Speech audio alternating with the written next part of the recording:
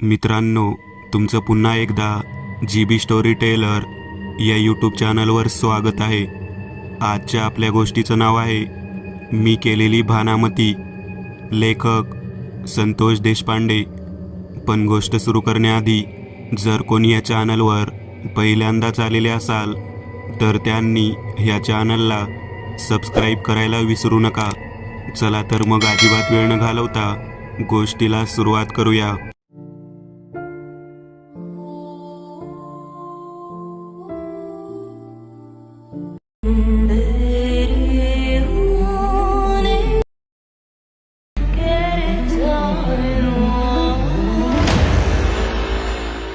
गुरुजी म्हणाले, काट्यानेच काटा निघतो, त्यामुळे लक्षात ठेव, ही गोष्ट तुझ्या वाट्याला आलेली आहे.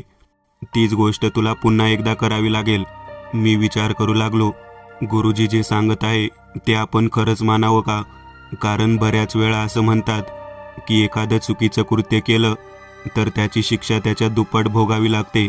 मी शांततेने गुरुजींनी सांगितलेल्या पद्धतीने त्या गोष्टीचा विचार करत होतो. परंतु माझ्या वाटेला जे दुःख आलं होतं ते दुःख माझ्या नजरेसमोर तेवढ्याच तीव्रतेने येत होतं. जो त्रास मी भोगलेला होता तो त्रास मला सहन होत नव्हता आणि त्या त्रासामुळेच मला गुरुजींनी सांगितलेली प्रत्येक गोष्ट जवळजवळ खरी वाटत होती. आणि ती गोष्ट पूर्ण करायच्या दृष्टिकोनातून माझं मन विचार करत होतं. निलेशकडून या पद्धतीची अपेक्षा मी कधीच ठेवली नव्हती, परंतु त्याच्याकडून ती घटना झालेली आहे हे जेव्हा मला गुरुजींनी सांगितलं तेव्हा त्याच्याबद्दलचा राग अजूनच वाढत चाललेला होता. गुरुजी माझ्याशी बोलू लागले. ते म्हणाले, हे बघ, एक गोष्ट लक्षात घे, तू कितीही चांगला वागलास तरी समोरच्या व्यक्ती जर तुझ्या चांगुलपणाचा फायदा घेत असेल तर त्यावेळेला आपल्या मनातील चांगुलपणाची भावना दूर ठेवावी. कारण आपण कोणी संत व्यक्ती नाही आहोत, आपण मनुष्य आहोत. आणि जेव्हा समोरचा व्यक्ती आपल्याबरोबर त्या पद्धतीने वागतो त्याच पद्धतीने त्याला उत्तर द्यायला हवं. मी गुरुजींना म्हणालो, गुरुजी, निलेश हा आपलाच विद्यार्थी, मी पण तुमचाच विद्यार्थी, पण निलेशकडून हे सर्व काही घडलं आहे असं तुम्ही म्हणत आहात. मग मला एक गोष्ट समजत नाही, त्याला आपण समजावून सांगून ती गोष्ट तोडायला मजबूर करू शकत नाही का? तेव्हा गुरुजी म्हणाले, लक्षात घे, निलेश हा माझा विद्यार्थी आहे, तुझा मित्र आहे, त्याला मी शिकवलेल्या गोष्टीची जाणीव आहे, तुझ्याबद्दल असलेल्या प्रेमाची जाणीव आहे, तुझ्याबद्दल असलेल्या मैत्रीची जाणीव आहे. तरीसुद्धा त्याने जे काही कृत्य केले, जो काही त्रास दिला, माहिती असूनसुद्धा तो असे जे काही वागला त्याबद्दल त्याची चूक नाही, तर त्याने गुन्हा केला आहे असे मला वाटते. आज जो काही तुझ्या घरामध्ये विचित्र पद्धतीच्या गोष्टींचा नंगा नाच सुरू आहे तो सर्वच्या सर्व त्याच्या केलेल्या कृत्यामुळे होत आहे. मग तो जो काही प्रकार आहे तो थांबवणे हे आपलं कर्तव्य आहे. तुला वाटतं का तुझ्या आईने, तुझ्या घरातील बहिणीने अशा विचित्र पद्धतीने वागावं? मी म्हणालो, नाही, मला कदापि वाटत नाही की माझ्या घरातील माझ्या आईने, माझ्या बहिणीने अशा चित्रविचित्र पद्धतीने वागावं. मला त्यांचं वागणं, त्यांचं बोलणं हे मुळीच पटत नाही. गुरुजी म्हणाले, हे बघ कल्याण, तू लक्षात घे, मी तुला जे काही सांगत आहे ते उगाच नाही सांगत, त्याच्या मागे तथ्य आहे. रमलविद्येचा वापर करूनच आपण या गोष्टी सर्वस्वी जाणलेल्या आहेत. तुझा रमलविद्यावरती तर विश्वास आहे. मग मला सांग, ज्या व्यक्तीचं नाव समोर आलं त्या व्यक्तीला आपण सूट द्यायची का? आपण त्याला काही ना काहीतरी उपाय करून थांबवायचं नाही का? मी म्हणालो, गुरुजी, तुम्ही तर म्हणत आहात की ज्याने कोणी हे कृत्य केले असेल त्याला त्याच्या दुप्पट शिक्षा मिळते. जर त्याने अशा पद्धतीने वागला असेल तर त्याच्या घरातील त्याची आई आणि त्याची बहीण त्यांच्या बाबतीतसुद्धा याचा दुप्पट पद्धतीने त्रास होईल ना? आणि निलेशची आई म्हणजे दुसरी तिसरी कोणी नसून माझ्या आईप्रमाणेच असणारी व्यक्ती आहे. निलेशची बहीण म्हणजे दुसरं तिसरं कोणी नसून माझ्या बहिणीप्रमाणेच असणारी व्यक्ती आहे.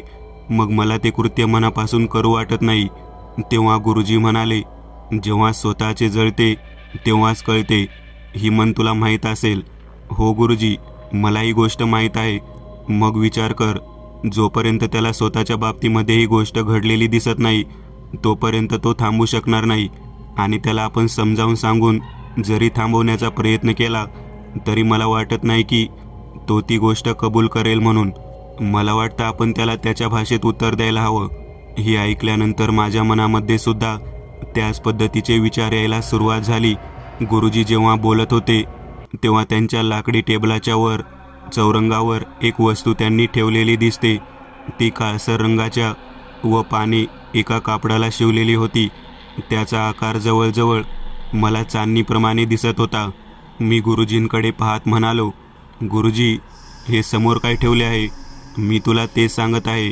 जे त्यांनी केले आहे त्याची जाणीव त्याला करून द्यायची आणि त्याचं हेच साधन आहे. तू मी सांगतो त्या पद्धतीने कार्य कर. मी त्या गोष्टीला जवळजवळ तयार झालेलो होतो. माझ्या डोळ्यासमोर गुरुजींनी माझ्या आईचं वागणं, माझ्या बहिणीचं वागणं जसेच्या तसे समोर आणून उभा केलं. मला म्हणाले, आता सांग, तुझी आई आणि तुझी बहीण जर या विचित्र पद्धतीने वागत असेल तर त्याला थांबवायला नको का? माझ्या नजरेसमोर निलेशचा चेहरा येऊ लागला. गुरुजी, काही करून थांबवायलाच हवं. आता सुटका नाही. माझं संपूर्णतः बोलणं झाल्यानंतर त्यांनी मला आवर्जून एक वस्तू दिली. ते म्हणाले, ही वस्तू घे आणि मी सांगतो त्या ठिकाणी जाऊन ती ठोकून ये. मी हातामध्ये ती वस्तू घेतली तेव्हा त्यांनी छोट्याशा चौकोनी पानपुड्यामध्ये एक खिळा दिलेला होता. त्याला कसले तरी विचित्र केसांनी गुंडाळलेलं होतं. गुरुजी, हा तर खिळा आहे. हो, हा खिळा आहे आणि याला जे केस आहेत ते निलेशचे आहेत. निलेशने जे कार्य केले आहे त्या बाबतीत त्याला प्रत्युत्तर म्हणून हे कार्य तुला करायचे आहे आणि तूच ते काम करू शकतोस. हे कुठे ठोकून यायचं आहे? तेव्हा गुरुजी म्हणाले, निलेश ज्या घरात राहतो त्याच्या उंबऱ्याला हा खिळा ठोकून यायचा आहे. ठीक आहे गुरुजी, मी तुम्ही म्हणता त्या पद्धतीने ते कार्य करतो, परंतु त्यातून त्याला काहीच होणार नाही. उलट त्याच्या घरातील आईला आणि त्याच्या बहिणीला त्रास होईल. आपण त्यातून काय साध्य केलं असं होईल. तेव्हा गुरुजी म्हणाले, लक्षात घे, जोपर्यंत त्याला स्वतःच्या घरातल्या लोकांना जो त्रास होत आहे त्याची जाणीव होणार नाही तोपर्यंत तो शांत बसणार नाही. तेव्हा मी गुरुजींना म्हणालो, मी आता तुम्ही सांगतो त्या पद्धतीने रात्रीच्या वेळी जाऊन त्याच्या उमऱ्याला खिळा ठोकून येतो. गुरुजींनी सांगितलेल्या पद्धतीने मी गुरुजींकडून प्राप्त झालेले जे साहित्य होते ते माझ्यासोबत घेतले. तो पानपुडा लाल रंगाच्या कपड्यामध्ये गुंडाळून मी थेट निघालो आणि त्याच्या घराच्या बाहेर असलेल्या बागेमध्ये जाऊन पोहोचलो. मला कधी संधी मिळते याची मी वाट पाहत होतो. निलेशच्या घरामध्ये त्याची आई, त्याची बहीण, त्याची बायको हे सर्वच्या सर्वजण आनंदामध्ये काहीतरी कार्यक्रमाची तयारी करत होते. बराच वेळ झाल्यानंतर त्यांनी झोपायची तयारी केली. निलेश मात्र टेरेसवरती बसून काहीतरी बडबड करत एरझारा घालत होता. मी अलगद त्याच्या घराजवळ जाऊन पोहोचलो आणि त्या ठिकाणी असलेल्या उंबऱ्यावरती तो खिळा मी ठोकला. माझ्याकडून एक चुकीची गोष्ट अशी झाली की तो खिळा ठोकत असताना माझ्याच बोटावरती हातोड्याचा घाव बसला आणि माझं बोट रक्तबंबाळ झालं आणि त्या खिळ्याला माझं रक्त लागलं. गुरुजींनी सांगितलेली गोष्ट खरी ठरली होती. मी तिथे खिळा ठोकला आणि त्याच्या घरामध्ये अचानक बायका ओरडू लागल्या. त्यांचा किंचाळणारा आवाज येऊ लागला. अगदी जसं माझ्या घरात घडत होतं अगदी तसंच निलेशच्या घरात घडू लागलं. माझ्या लक्षात आलं की खरंच हे कार्य चांगल्या पद्धतीने झालेलं आहे. निलेश टेरेसवरून पळत पळत खाली आला. मी तोपर्यंत बागेमध्ये जाऊन लपलो होतो. मी त्या ठिकाणाहून माझ्या घराकडे जाण्यासाठी निघालो. मी काही अंतरावरतीच असलेल्या लिंबाच्या झाडावरती चढून त्याच्या घरातील दृश्य खिडकीतून दिसेल या भावनेने तिथे जाऊन थांबलो. माझ्या डोक्यात चित्रविचित्र विचार येऊ लागले. आपण आपल्याच मित्राला या पद्धतीच्या कचाट्यामध्ये पकडलं, ही चुकीची गोष्ट केली तर नाही ना, असं मला राहून राहून वाटू लागलं. शेवटी आपलं अंतर्मन आपल्याला चुकीची गोष्ट केल्यानंतर त्याबाबत काही ना काही संकेत देतं. अगदी तशाच पद्धतीने तो संकेत मला प्राप्त झालेला होता. परंतु गुरुजींच्या सांगण्यावरती विश्वास ठेवून मी हे सर्व काही केलं होतं. फक्त माझ्या हातून घडलेली चूक मी अजून गुरुजींना सांगितलेली नव्हती. ती चूक म्हणजे खिळा ठोकत असताना माझ्या बोटावरती घाव बसून त्या खिळ्याला गुंडाळलेल्या केसांना माझं लागलेलं रक्त हे मी गुरुजींना सांगायला हवं होतं असं मला वाटू लागलं. मी लिंबाच्या झाडावर बसून आतमधलं दृश्य पाहत होतो. अगदी जशा पद्धतीने माझ्या घरामध्ये माझी बहीण आणि आई यांच्या बाबतीत जे काही घडत होतं अगदी तसंच आणि त्याहीपेक्षा अगदी वेगळं निलेशच्या घरामध्ये घडू लागलेलं होतं. परंतु एक गोष्ट माझ्या लक्षात आली की केवळ निलेशची आई आणि बहीण या दोघींना तो त्रास होत होता. निलेशच्या बायकोला मात्र काहीच त्रास होत नव्हता. उलट निलेशची बायको आपल्या घरातील सासूला आणि नणंदेला सांभाळायच्याऐवजी टेरिसवरती येऊन हातामध्ये पत्रावळ धरून वरती काहीतरी नैवेद्य दाखवण्यासारखं कार्य करत होती. मला तिचे दृश्य पाहिल्यानंतर अजून आश्चर्य निर्माण झालं. घरामध्ये आपल्या असलेल्या स्त्रियांना या पद्धतीचा त्रास होत असताना ती या पद्धतीने वरती कोणाला नैवेद्य दाखवत आहे तेच मला कळत नव्हतं.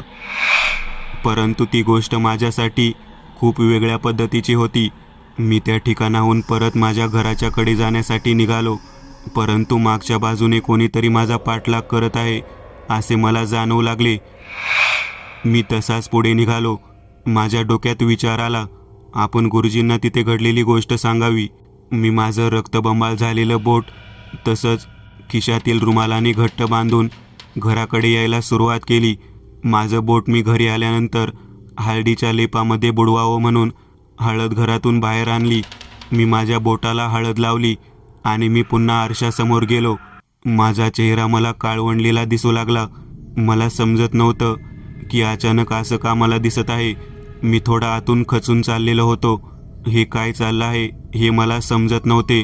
मला आता जवळजवळ गुरुजींना जाऊन बोलावं असं वाटू लागलं. मी माझ्या घरात पाहिलं तेव्हा माझ्या घरातील माझी आई आणि बहीण दोघीही जणी व्यवस्थित झालेल्या होत्या. त्या चांगल्या पद्धतीने बोलत होत्या. त्या माझ्याकडे पाहतो त्या मला म्हणाल्या, तुझ्या चेहऱ्यावरती या छोट्या छोट्या फुल्ल्या कसल्या उमटलेल्या आहेत. तेव्हा माझ्या चेहऱ्यावरती काळसर रंगाच्या फुल्ल्या उमटलेल्या मला दिसू लागल्या होत्या. त्याच फुल्ल्या माझ्या कपड्यांवरती, माझ्या पायावरती, माझ्या हातावरती दिसू लागलेल्या होत्या. अरे बापरे, आपण काय केलं? आपण चुकीचं केलं का काय असं मला सारखं जाणवू लागलं. मी विचार करू लागलो, गुरुजींनी सांगितलेली जी भानामतीची पद्धत होती ती माझ्या हातून चुकली का काय? मी केलेली भानामती पूर्णतः माझ्यावरच फिरली का काय असं मला मनापासून वाटू लागलं. परंतु त्याच्या घरामध्ये मी जे दृश्य पाहिलं होतं ते सर्व माझ्या डोळ्यासमोर उभे राहू लागलं. निलेशची आई ओरडताना, निलेशची बहीण ओरडत असताना हे सर्व दृश्य डोळ्यासमोर येऊ लागलं. माझी आई आणि बहीण मला म्हणाली, लेकरा, तू चुकीच्या गोष्टीच्या नादी लागलेला आहेस का? तुझ्या चेहऱ्यावरती, तुझ्या कपड्यावरती ज्या फुल्ल्या दिसत आहेत त्या सर्व भानामतीच्या खूण आहेत. कोणीतरी करणी किंवा भानामती केली आहे असे मला वाटत आहे. तेव्हा मी म्हणालो, नाही गाई, नाही, असं काहीही नाही. तरीसुद्धा आई मला म्हणाली, हे नक्कीच काहीतरी चुकीचं घडलेलं आहे पोरा. तेवढ्यात मी बाहेरच्या खिडकीच्या बाजूला पाहू लागलो. तेव्हा एक स्त्री मला पांढऱ्या शुभ्र कपड्यांमध्ये मोकळे केस सोडून माझ्या घराच्या कडेने फिरताना दिसली. तिला पाहिल्यानंतर मी चांगलाच घाबरलो. मध्यरात्र होत आलेली होती. आईला आणि बहिणीला शांततेने झोपायला सांगितलं आणि मी गुरुजींच्या घराकडे जाण्यासाठी निघालो.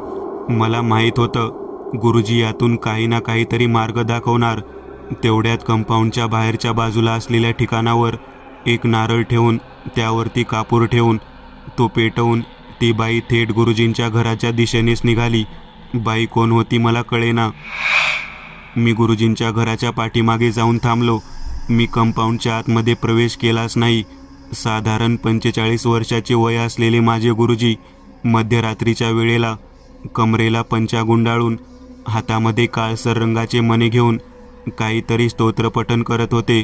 मी खिडकीतून ते सर्व पाहत होतो. ती पांढऱ्या रंगाचा पोशाख घातलेली, साडी घातलेली ती बाई सरळ सरळ गुरुजींच्या घराच्या आतमध्ये जाऊन पोहोचली. तिने गुरुजींसमोर एक कापड जे बदामी रंगाचे होते ते उघडले आणि एक काळसर गोप काढून ती त्याच्यावरती शिवलेली वीण त्यांना दाखवू लागली. गुरुजींनी तिच्या दोन्ही भोळ्याच्या मध्यभागी आपला अंगठा दाबून धरला आणि तिला शांततेने बसायला सांगितले. ती जशीच्या तशी शांततेने खाली बसली.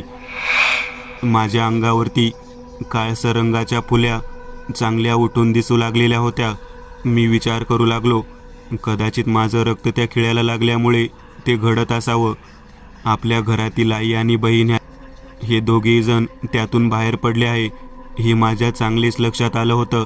मी गुरुजींच्या दरवाजाच्या बाहेर जाऊन उभा राहिलो. तेवढ्यात माझ्या मागे कोणीतरी आलं आहे असं मला जाणवू लागलं. मी नीट पाहिलं तर निलेश माझ्या पाठीमागे येऊन उभारलेला होता. निलेश माझ्याकडे पाहत म्हणाला, तू एवढ्या रात्री इथे काय करत आहेस? मी त्याला काहीही बोललो नाही. गुरुजी झोपले असतील. तू या ठिकाणी का आलेला आहेस? मी तरीसुद्धा त्याला काही बोललो नाही. अखेर निलेशने माझ्या खांद्यावरती हात ठेवला. मी मागे वळून पाहिले तेव्हा त्याने माझ्या संपूर्ण चेहऱ्यावरती उमटलेल्या काळसर रंगाच्या फुल्या पाहिल्या. तो मला म्हणाला, कल्याण, तुझ्यावर कोणीतरी भानामती केली आहे. असं काही नाही, शांत बस. तेव्हा तो म्हणाला, अरे खरंच, माझ्या घरामध्ये सुद्धा माझी आई बहीण दोघी जणींना चित्रविचित्र पद्धतीचा त्रास होऊ लागलेला आहे. अगदी तुझ्या घरामध्ये तुझ्या आईला आणि बहिणीला जो त्रास होत होता अगदी तसाच त्रास होत आहे. तेव्हा मी म्हणालो, गप्प बस, मला माहीत आहे हे सर्व कोणी केलेले आहे ते. तुला माहीत आहे तरीसुद्धा तू शांत बसलेला आहेस. अरे शांत कुठे बसलेलो आहे? मी या ठिकाणी गुरुजींना भेटायला आलेलो आहे. निलेश माझ्याकडे पाहत म्हणाला, ज्याने कोणीही केलं आहे ना त्याला याची शिक्षा जरूर मिळणार बघ. तेव्हा मला कळेना की निलेश असं का बोलत आहे. निलेश माझ्याशी चांगलं बोलत होता. निलेश माझा चांगला मित्र होता. गुरुजी म्हणतात त्या पद्धतीने त्यानेच माझ्या आईवर आणि बहिणीवरती भानामती केली होती असे मला माहीत होते. मग आज मी त्याच्या घराच्या उंबऱ्याच्या भागामध्ये जिथे खिळा ठोकून आलो त्यानंतर मी त्याच्यावर केलेली भानामती त्याला लक्षात कशी काय आली नाही? काहीतरी वेगळा प्रकार आहे. आम्ही दरवाजात उभारलो. दरवाजा मी वाजवणार तेवढ्यात निलेश मला म्हणाला, थांब जरा वेळ, थांब, घाई करू नकोस. मी निलेशला म्हणालो, घाई नाही करत, खूप उशीर झाला आहे या गोष्टीला. माझ्या मनात निलेशबद्दल राग होता. निलेश म्हणाला, तू माझ्याशी असं का बोलत आहेस? तेव्हा मी त्याला म्हणालो, सगळं काही करून आता नामानिराळा होत आहेस तू. सगळं काही करून म्हणजे तुला काय म्हणायचं आहे? तेव्हा मी म्हणालो, माझ्या घरामध्ये माझी आई, माझी बहीण, त्यांना जो त्रास होत आहे तो केवळ तुझ्यामुळे होत आहे. तू सर्व काही केलेलं आहे. तेव्हा निलेश म्हणाला, नाही, मी काहीच केलं नाही. तुला माझ्या आईला आणि बहिणीला एक विचित्र त्रास होऊ लागलेला आहे. अगदी आता 15 मिनिटापूर्वी हा त्रास सुरू झाला आहे. म्हणूनच मी या ठिकाणी आलो आहे गुरुजींना भेटायला. तेच काहीतरी मार्ग दाखवू शकतात म्हणून. आणि तुझ्या अंगावर सुद्धा या फुल्या उमटलेल्या आहेत. म्हणून तर मी तुला म्हणतो, आपण गुरुजींना भेटू आणि काय त्रास आहे, काय घडत आहे त्याबद्दल त्यांच्याशी चर्चा करू. तेव्हा मी म्हणालो, तू जा आणि तू भेट, मी नंतर भेटायला येतो. मी त्या ठिकाणाहून माघारी फिरलो. मी माझ्या घराकडे जाण्यासाठी निघालो. परत माझ्या मनात विचार आला की आपण निदान गुरुजी आणि निलेश यांच्यात काय संभाषण होते ते ऐकायला तरी पाहिजे. म्हणून मी खिडकीच्या बाजूला जाऊन तसाच बसलो. मी खिडकीच्या बाजूला जाऊन बसल्यानंतर निलेश दरवाजावर थाप मारायला सुरुवात केली. गुरुजी, गुरुजी, दरवाजा उघडा. अचानक गुरुजींना निलेश आलेले पाहिल्यानंतर ते चांगलेच घाबरलेले होते. त्यांनी खिडकीच्या आतमध्ये त्यांच्या समोर बसलेल्या त्या पांढऱ्या साडीतील स्त्रीला त्यांच्या आतमधल्या खोलीमध्ये पाठवले. ते स्वतः दरवाजा उघडण्यासाठी गेले. दरवाजा उघडल्यावर ते म्हणाले, निलेश, तू इथे काय करत आहेस? तेव्हा निलेश म्हणाला, माझ्या घरी माझ्या आईची आणि बहिणीची विचित्र पद्धतीची वागणूक होऊ लागलेली आहे. ती चांगलीच घाबरली असून वेगळ्या पद्धतीने विकट हास्य करून ओरडत आहे. माझी आईसुद्धा तसंच करत आहे. तेव्हा गुरुजी म्हणाले, थांब थांब, मला माहीत आहे हे कार्य कोणी केले आहे ते. त्यामुळे तू घाबरून जाऊ नकोस. मी तुला एक वस्तू देतो, ती वस्तू घे आणि मी सांगतो त्या पद्धतीने कार्य पूर्ण कर. मला नेमके समजेना की गुरुजी मलाही निलेशच्या बाबतीमध्ये तसेच सांगतात आणि निलेशला सुद्धा माझ्या बाबतीमध्ये तसे सांगतात. मी केलेली भानामती निलेशच्या घरच्यांवरती चांगलीच ताकद दाखवत होती. आता निलेशला यातून वाचवण्याचा उपायसुद्धा गुरुजी सांगत आहेत. मला एक समजत नव्हतं नेमकं चाललं तरी काय आहे. माझ्या डोक्यात विचार सुरू झाले. आपल्या शरीरावर दिसणाऱ्या खुणा कदाचित आपलं रक्त लागल्यामुळे असतील. मी शांततेने तसाच बसून राहिलो होतो. हळूहळू माझ्या अंगावरच्या काळसर रंगाच्या खुणा मोठ्या होऊ लागल्या. माझं सर्व अंग काळवंडून गेलं. माझे डोळे विस्तारल्यासारखे मला जाणवू लागले. मी गुरुजींच्या खोलीमध्ये ढुंकून पाहू लागलो तेव्हा एक भयंकर सुंदर स्त्री अर्धनग्न अवस्थेत गुरुजींच्या बेडवरती झोपलेली होती. त्या स्त्रीला पाहिलं आणि गुरुजींच्या घरातील फोटोकडे पाहिलं तेव्हा माझ्या लक्षात आलं, अरेच्या, ही तर स्त्री गुरुजींची पत्नी आहे. मी विचार करू लागलो, गुरुजींची पत्नी माझ्या घराच्या बाहेर येऊन नारळ कसा काय जाळू शकते, माझ्या घराच्या कडेने फेऱ्या का मारू शकते. मी विचार करत होतो, परंतु मला काहीच कळत नव्हतं. काहीतरी नक्की चुकीचं घडलं आहे हे मला जाणवत होतं. मी त्या स्त्रीकडे पाहिलं तेव्हा माझ्या लक्षात आलं की तिचे पाय हे उलटे होते. माझ्या डोक्यात ट्यूब पेटली. मी म्हणालो, अरे बापरे, आपण प्रत्यक्ष हाडळ स्त्रीला पाहत आहोत. ती हाडळ आहे, तिचे पाय उलटे आहेत. गुरुजी एका हाडळीनीला बोलावून घेत होते. माझ्या लक्षात येऊ लागलं की नक्कीच काहीतरी वेगळं घडलेलं आहे. तिकडे निलेश त्याला दिलेलं कापड घेऊन माझ्या घराच्या दिशेने जाताना मला दिसला. माझ्या लक्षात येईना की निलेश माझ्या घराकडे का चाललेला आहे. एकदा गुरुजींनी मला त्याच्या घराकडे पाठवले, आता तो माझ्या घराकडे चाललेला आहे. माझा संशय बळावू लागला. मी काही क्षण तसाच थांबलो. माझ्या मित्राला मी माझ्या घराजवळ जाऊन पाहत असताना त्याच्या पाठीमागे जाऊन उभा राहिलो. मी त्याला म्हणालो, अरे निलेश, गुरुजींच्या घरामध्ये तुला त्यांनी काय दिलं. तेव्हा निलेश म्हणाला, गब्बस नालायक माणसा, तू माझ्या घरामध्ये उमऱ्यामध्ये येऊन खिळा ठोकलास, माझ्यावरती करणी केलीस, माझ्यावरती भानामती केलीस आणि आता मी त्याचा उपाय करत आहे तर तू मला येऊन अडवत आहेस. तेव्हा मी त्याला म्हणालो, अरे नाही, मला गुरुजींनी सांगितलं होतं की तू माझ्या आईवर आणि बहिणीवरती भानामती केलेली आहेस. तुझ्यामुळेच माझी आई आणि बहीण वेड्यासारखं हसत आहे, त्यामुळे त्यांना त्रास होत आहे. आता माझी आई आणि बहीण व्यवस्थित आहे. तेव्हा निलेश म्हणाला, माझ्या घरामध्ये माझी आई आणि बहीण यांना त्रास सुरू झाला आहे. तुला माहीत आहे का तुझ्या त्या ठोकलेल्या खिळ्यामुळे माझ्या घरामध्ये लोकांना किती त्रास होत आहे. तेव्हा मी निलेशला म्हणालो, अरे मला गुरुजींनी सांगितलं होतं.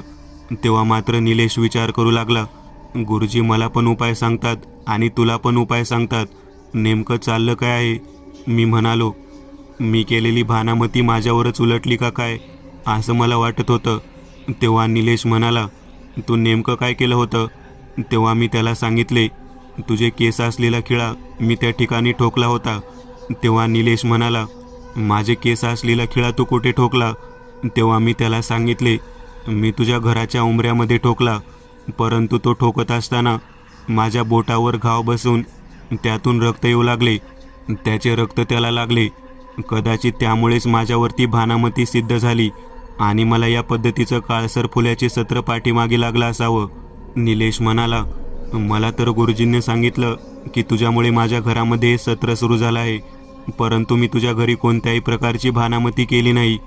तेव्हा मी म्हणालो, तुला काय दिले आहे.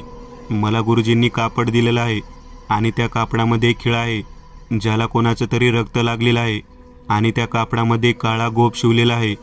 अरे हा खिळा माझ्यासमोर गुरुजींच्या घरात असलेल्या त्या पिशाच्या स्त्रीने त्यांच्या हातात दिलेला आहे.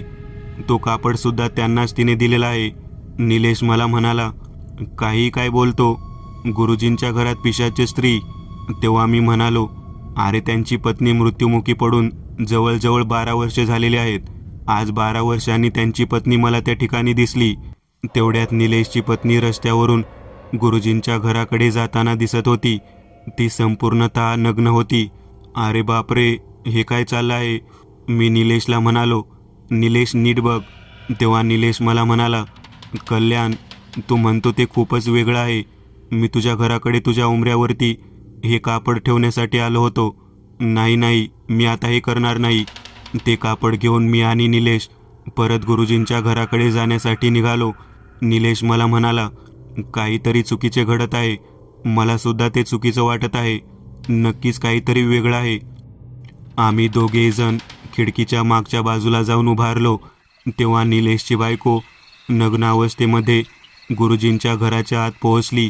निलेश माझ्याकडे पाहत म्हणाला, गुरुजींनी काहीतरी वेगळं केलं आहे. तेवढ्यात गुरुजींनी स्वतःच्या बायकोला बाहेर बोलावलं. तिचे पाय पाहिल्यावर निलेश चांगलाच घाबरला.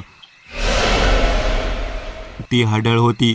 गुरुजींनी आपल्या दोन्ही हातांना वरच्या दिशेने धरलं आणि आपल्या पत्नीला म्हणजे त्या हाडळ स्त्रीला निलेशच्या बायकोच्या समोर उभं केलं. एका क्षणात निलेशच्या बायकोच्या शरीरामध्ये त्या भयानक बाईचा प्रवेश झाला. मी आणि निलेश दोघेही जण चांगलेच हादरलो. गुरुजींनी तिला आपल्या बेडरूममध्ये नेलं आणि तिच्यासोबत शारीरिक सुख घेण्याच्या उद्देशाने सुरुवात केली. मी निलेशला शांत बसायला सांगितलं. त्याला म्हणालो, काही करू नकोस. हे जे कापड आहे हे गुरुजींच्या उंबऱ्यावरती मी स्वतः ठोकतो. आम्ही दोघे मिळून तेच कापड गुरुजींच्या उंबऱ्यावरती ठोकलं. आम्ही कापड ठोकलं आणि त्या खोलीतून प्रचंड जोरात किंचाळलेला आवाज येऊ लागला. आम्ही लगबगीने खिडकीच्या जवळ पोहोचलो तेव्हा निलेशची बायको खाली पडली होती आणि गुरुजींच्या छाताडावर बसून त्यांची मृत असलेली पत्नी तिचा आत्मा नरडीचा घोट घेत होता. नेमकं हे काय चालू आहे तेच कळत नव्हतं. गुरुजी ओरडत होते, सोड मला, सोड. नालायका, माझ्या चुमऱ्यावर भानामती ठोकली. सोड, मी तुझा नवरा आहे, सोड. तेव्हा त्या स्त्रीने गुरुजींना मुळात सोडलंच नाही. तिने त्याचं नरडं एवढ्या जोरात दाबलं की गुरुजींचा तरपडून मृत्यू झाला. मी आणि निलेश दोघेही जण आतमध्ये गेलो. निलेशने त्याच्या बायकोच्या अंगावरती बेडशीट टाकलं. स्वतःच्या बायकोला त्या ठिकाणाहून घेऊन तो परत आला. गुरुजींच्या खोलीमध्ये त्यांचा मृतदेह पडला होता. त्यांची पिशाची असलेली बायको त्या ठिकाणी नव्हती, ती अदृश्य झालेली होती. मी आणि निलेश दोघे जण त्याच्या बायकोला घेऊन माझ्या घराकडे निघालो. रात्रीचे 2 वाजले होते. नेमकं काय घडलं तेच कळलं नव्हतं. मी निलेशला म्हणालो, माझ्या आई आणि बहिणीच्या बाबतीत तू काही केलं होतं का? तेव्हा निलेश म्हणाला, नाही, मी फक्त एक काम केलं होतं. तुझ्या आईच्या आणि बहिणींचा वापरण्यातला कंगवा मला गुरुजींनी मागितला होता. तो कंगवा मी त्यांना नेऊन दिला होता.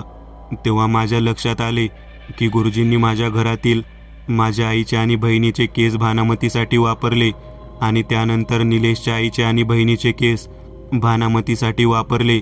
या 4ही स्त्रियांना त्यांनी भानामती आपणच केलेल्याचा बनाव करून मित्रामित्रातच भांडणं लावली आणि सुंदर दिसणाऱ्या निलेशच्या बायकोला आपल्या घरी बोलावून स्वतःच्या पत्नीचा प्रवेश तिच्या शरीरात करून शारीरिक सुख घेण्याचा प्रयत्न केला.